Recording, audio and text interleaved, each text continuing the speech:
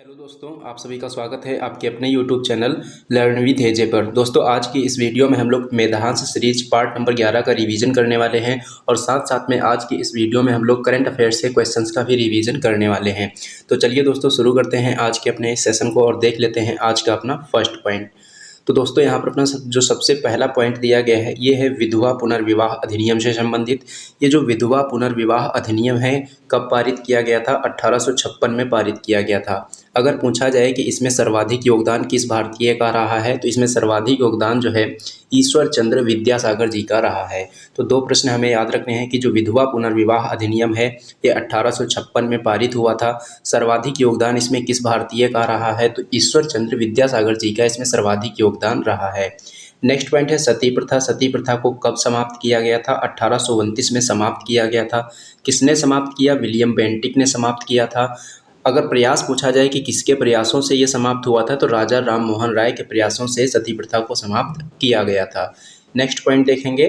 Next point दिया गया है पंडित भीमसेन जोशी का संबंध किस घराने से है? राइट आंसर हो जाएगा किराना घराने से। पीवी सिंधु की बात करेंगे तो ये बैडमिंटन की प्लेयर हैं। इन्होंने 2016 के रियो ओलंपिक में कौन सा मेडल जीता था? सिल्वर मेडल जीता था। 2022 के टोक्यो ओलंपिक में पीवी सिंधु ने कौन सा मेडल जीता था? ब्रॉन्ज मेडल जीता था। अगर पूछा जाए कि ओलंपिक में सिल्वर पदक जीतने वाली पहली महिला कौन है, तो पहली महिला कौन हो जाएंगी? पीवी सिंधु हो जाएंगी। लेकिन अगर यहीं पर आपसे ये पूछ दिया जाए कि ओलंपिक खेलों में पहला पदक जीतने वाली पहली भारतीय महिला कौन है, तो राइट आंसर हो जाएगा कर्णम मल्लेश्वरी। तो थोड़ा सा डिफरेंस ये है कि जो ओलंपिक में अगर सिल्वर पदक पूछा जाएगा, सिल्वर पदक जीतने वाली पहली भारतीय महिला कौन है, तो पीवी सिंधु है। वहीं पर अगर आपसे ये पूछ दिया जाए कि ओलंपिक खेलों में पहला पदक जीतने वाली भारतीय महिला कौन है, तो राइट आंसर हो जाएगा कर्णम मल्लेश्वरी।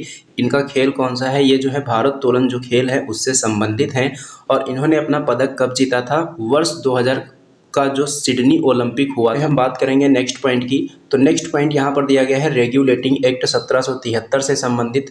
तो जो रेगुलेटिंग एक्ट 1773 है इसके द्वारा बंगाल के गवर्नर को क्या कहा जाने लगा? बंगाल का गवर्नर जनरल कहा जाने लगा। तो प्रश्न पूछा जाता है कि बंगाल के गवर्नर को बंगाल का गवर्नर जनरल कौन से एक्ट के द्वारा कहा गया? तो रेगुलेटिंग एक्ट 1773 के द्वारा। और इस एक्ट के तहत बंगाल का पहला गवर्नर जनरल किसे बनाया गया? वॉरेन हेस्टिंग को बनाया गया। इसी एक्ट के तहत सन 1774 ईस्वी में एक सुप्रीम कोर्ट की स्थापना होती है। कहाँ पर? कोलकाता में। और इसका जो मुख्य न्यायाधीश है कौन बने? इसके जो मुख्य न्यायाधीश एलिजा इम्पे बने। अगर आपसे पूछा जाए कि आज़ादी के बाद सुप्रीम कोर्ट की स्थापना कब हुई थी, तो आज़ादी के बाद सुप्रीम कोर्ट की स्थापना जो है 28 जनवरी 1950 को हुई थी। इसमें एक मुख्य न्यायाधीश और 7 अन्य न्यायाधीश उस समय होते थे। अगर पूछा जाए कि पहले सीजेआई कौन बने थे, तो पहले सीजेआई बने थे एच.जे. कानिया। कौन हो जाएंगे? हीरालाल जे कानिया। नेक्स्ट पॉइंट देखेंगे। नेक्स्ट पॉइंट दिया गया है केशवानंद भारती केस। केशवानंद भारती केस कौन से वर्ष का है? तो ये 24 अप्रैल 1973 का है। इस केस में क्या कहा गया? इस केस में कहा गया कि जो संसद है वो संविधान के किसी भी भाग में संशोधन कर सकती है, लेकिन ऐसा कब कर सकती है? मूल संरचना को प्रभावित किए बिना। तो इस केस में क्या कहा गया था? इस केस में कहा गया कि जो संसद है वह संविधान के किसी भी भाग में संशोधन कर सकती है, लेकिन मूल संरचना को प्रभावित किए बिना। अगर पूछा जाए कि केशवानंद भारती केस में कितने जजों की बेंच बैठी थी, तो इसमें 13 जजों की बेंच बैठी थी, जो कि आज तक की सबसे बड़ी बेंच है। अगर आपसे पूछा जाए कि संसद का उल्लेख किस आर्टिकल में है, तो संसद का उल्लेख जो है आर्टिकल नंबर 79 में है। किस आर्टिकल में है? आर्टिकल नंबर 79 में।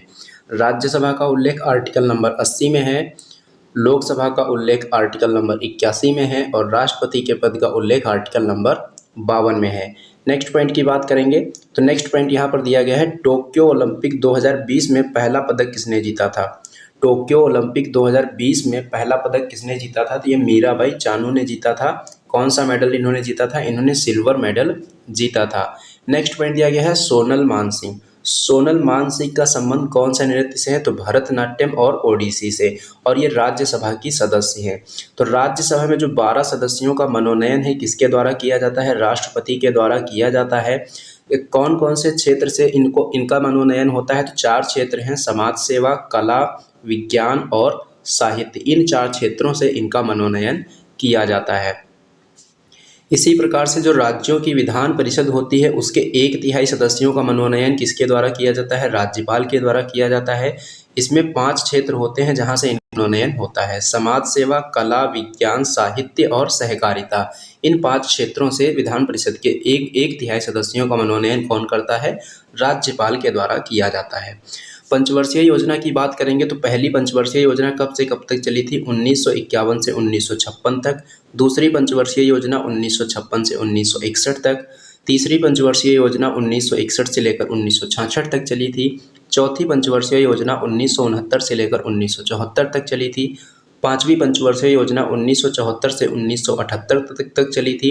यहाँ से प्रश्न पूछा जाता है कि ऐसी कौन सी पंचवर्षीय योजना है जो समय से पहले समाप्त हुई थी? तो पांचवी पंचवर्षीय योजना जो है समय से पहले समाप्त हुई थी। इसको 79 में समाप्त होना था, लेकिन कब तक चली? ये जो है केवल और केवल 1974 से लेकर 1978 तक चली थी। छठी पंचवर्षीय योजना की समय अवधि क्या है? 1980 से लेकर 1985 तक। सातवीं पंचवर्षीय योजना 1985 से लेकर 1990 तक। आठवीं पंचवर्षीय योजना 1992 से लेकर 1997 तक। नौवीं पंचवर्षीय योजना 1997 से लेकर 2002 तक।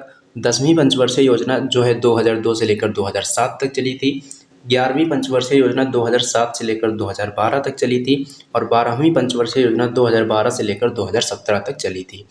तो ये जितने भी इनके टाइम पीरियड हैं, ये सभी टाइम पीरियड आपको पता होने चाहिए। यहाँ से एक ना एक प्रश्न एग्जाम में ज़रूर पूछ दिया जाता है।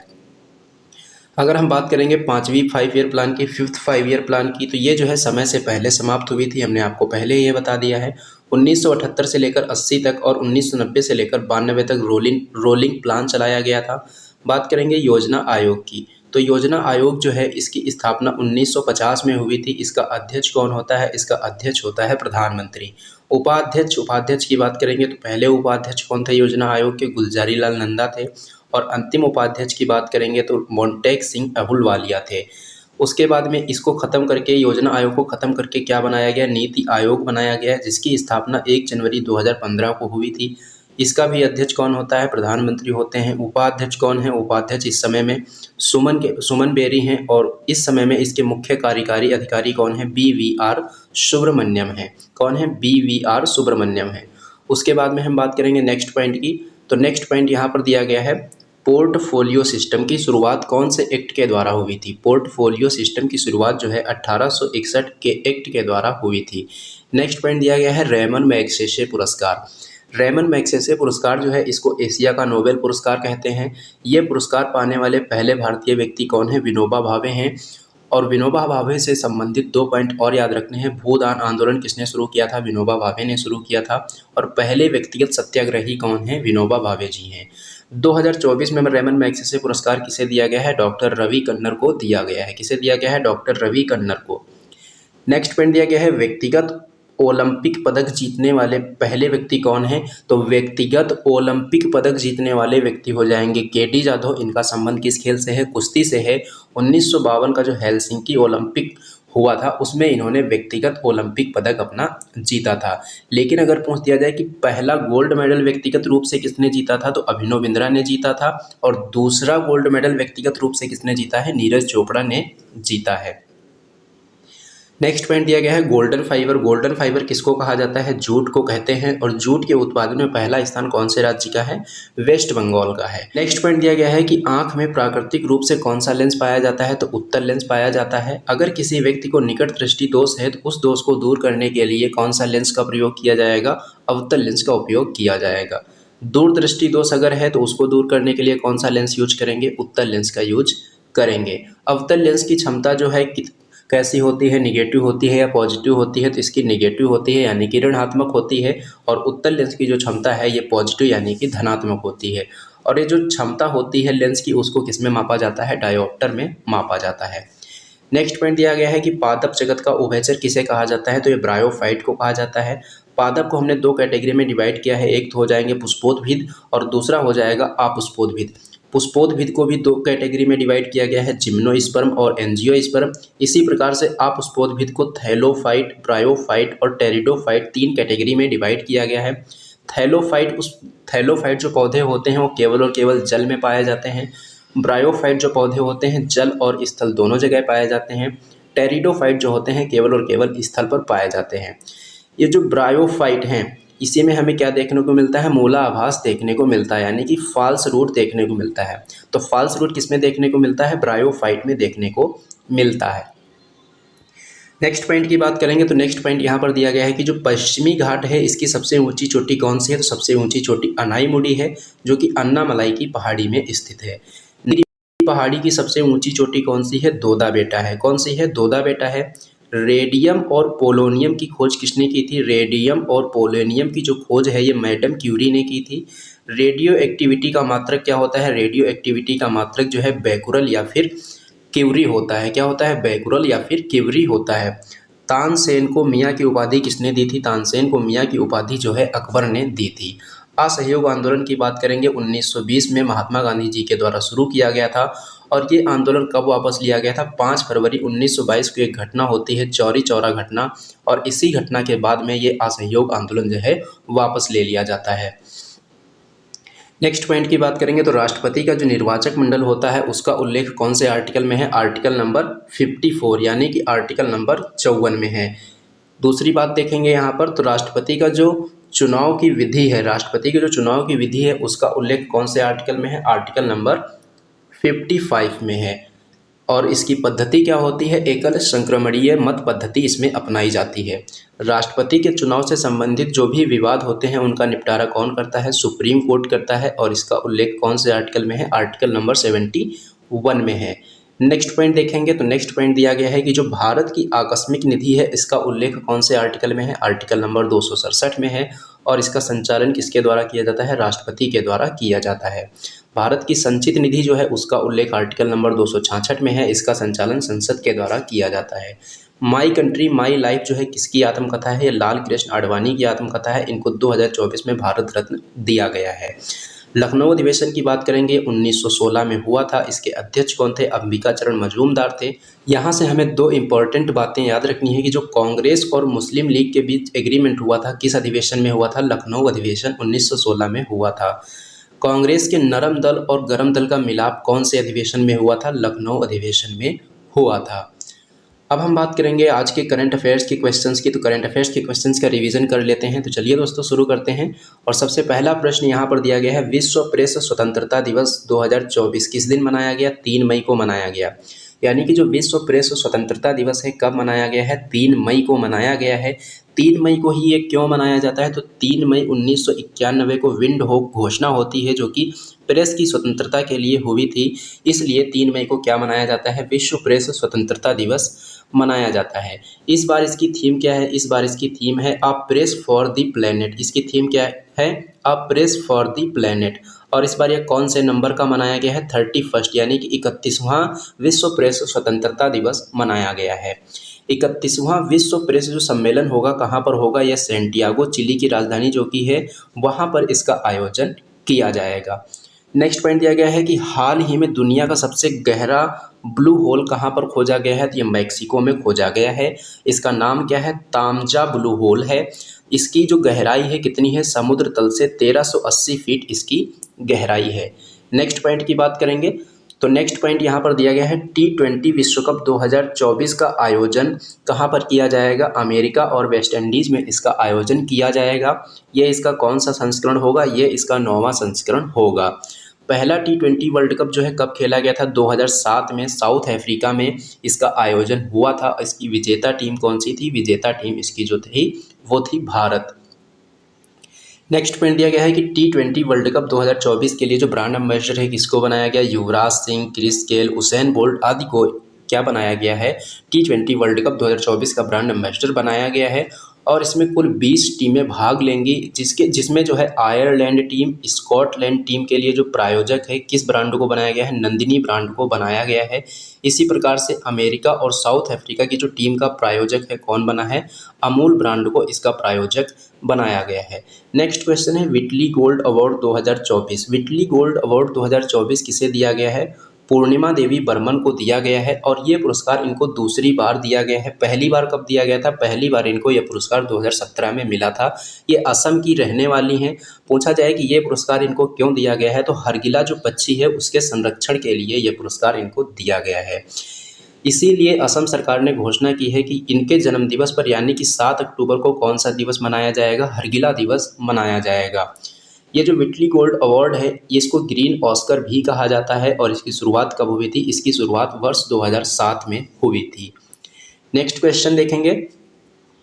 हाल ही में भारत और चीन के बीच विवाद का स्थल बनी सक्सगाम घाटी कहाँ पर स्थित है? तो ये काराकोरम श्रेणी में स्थित है।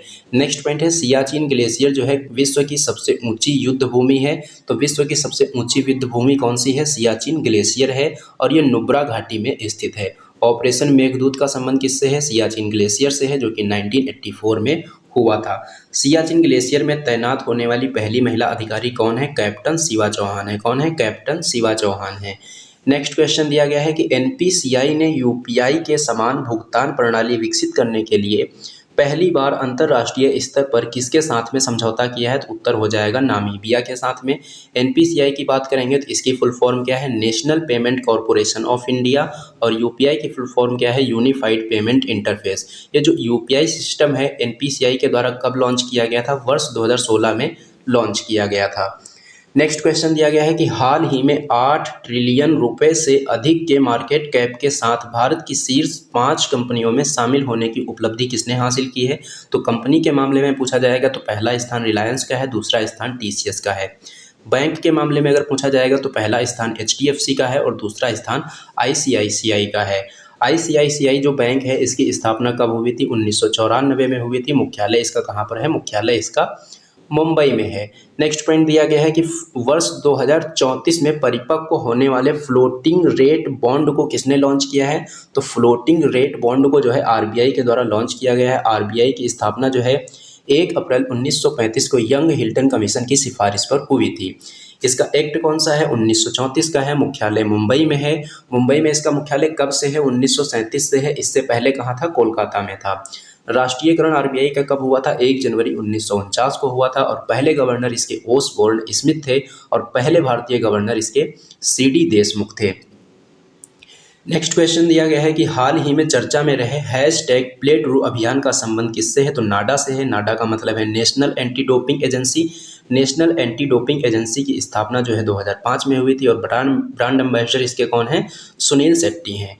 नेक्स्ट क्वेश्चन दिया गया है कि पहली बार दिल्ली दुबई रूट पर एयरबस A350-900 के साथ अंतर्राष्ट्रीय यात्रा की शुरुआत किसने की है? तो एयर इंडिया के द्वारा इसकी शुरुआत करी गई है। नेक्स्ट पॉइंट दिया गया है कि हिंदी भाषा का साहित्य अकादमी वार्षिक पुरस्कार 2023 किसको दिया गया है? तो यह संजीव को दिया गया है। सीआईएसएफ की प्रमुख बनने वाली पहली महिला कौन है? नीना सिंह है। तो दोस्तों ये था आज का आपका सेशन। ये सेशन आपको कैसा लगा है कमेंट बॉक्स में कमेंट करके ज़रूर बताना। अगर ये सेशन आपको पसंद आया है तो इसे लाइक करना और इसे अपने दोस्तों में ज़्यादा से ज़्यादा शेयर भी करना। तो चलिए दोस्तों मिलते हैं हम लोग एक नेक्स्ट वीडियो में।